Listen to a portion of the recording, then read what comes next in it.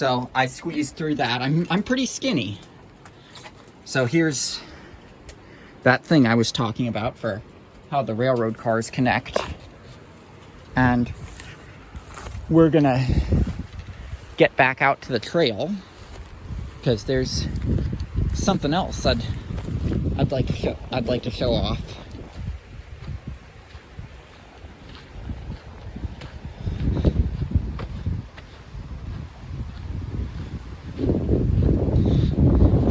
Wonder what someone would think if they're just walking down the trail and a Golf pops out of those railroad cars, like what just happened.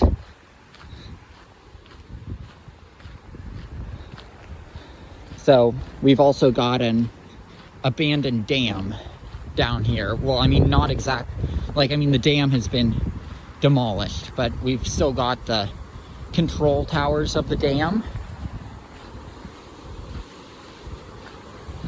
And there are still remnants of the dam that you can see.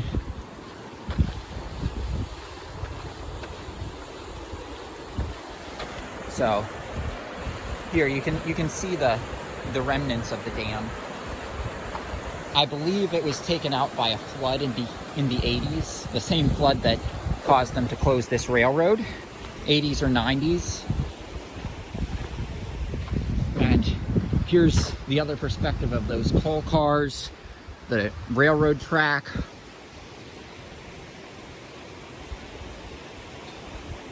And yeah, I think that's oh, and there's one more piece that, oh, and let's take a close look at the coal cars, because this angle gives us that opportunity. Like, there's no way to do a video that gives this place justice. You've just got to come here.